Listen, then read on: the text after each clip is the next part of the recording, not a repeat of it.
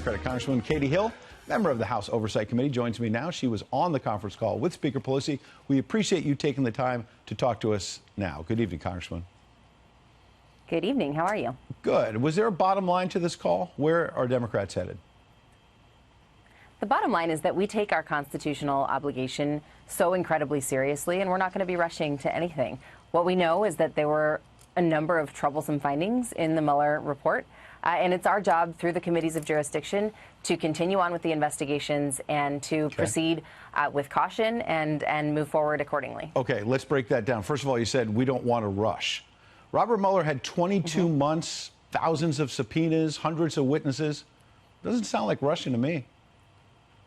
No, and he found so many things that were troubling. The first thing that he found was that the Russians absolutely 100% interfered in our election. And that is the most significant to me as a member of the Armed Services Committee as well as the House Oversight Committee, because what I care about the most is our national security. Right. And but pardon me, the national defense Congresswoman, strategy he also found not a single American, a Trump official, a Clinton official, no Americans colluded with the Russians, correct?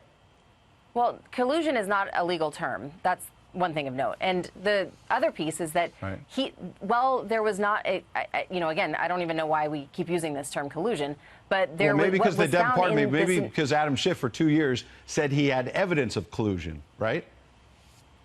I mean, I don't know where the origination of it was, but what we do know is that the Russians 100% interfered in the election, and they wanted Trump as their candidate of choice, and that the Trump campaign willingly accepted that help. That's what we know. That was what the facts supported, et cetera, et cetera. And you know what? That's where it ends, right?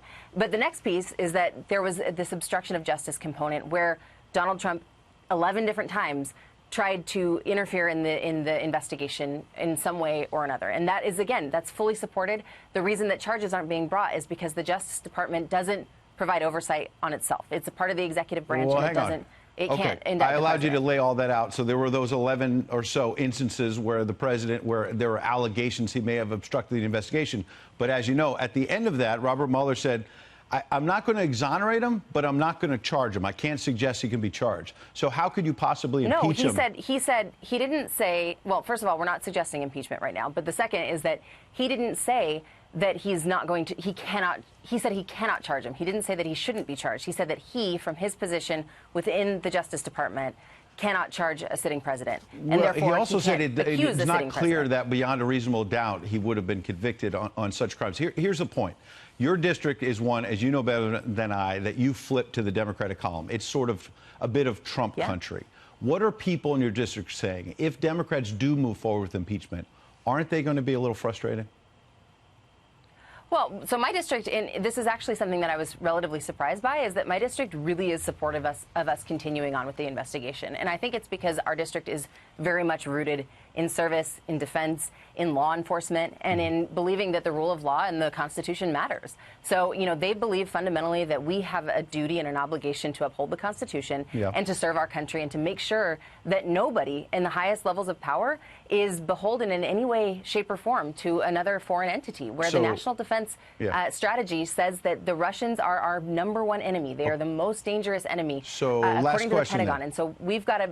Okay. So last question. Are House Democrats just going to investigate the president until he leaves office? It could be, 4 years total, 8 years total. It's just going to be nonstop investigations.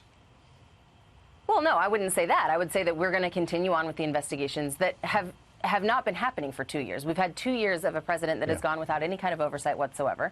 And we have to fulfill that duty, right? It's not something that I went into office wanting to do. I mean, I ran on a platform of healthcare, of dealing with the housing crisis, of, bringing accountability and transparency to Washington. And that is the piece that we're having to deliver on, right? Absolutely. So a lot of important issues. You talked about in the campaign. Absolutely. Democrats talked about to take back the majority. We'll see if you focus on those in the days ahead. A lot to tackle, Congresswoman. We appreciate you coming in on short notice. Thank you. Thank you.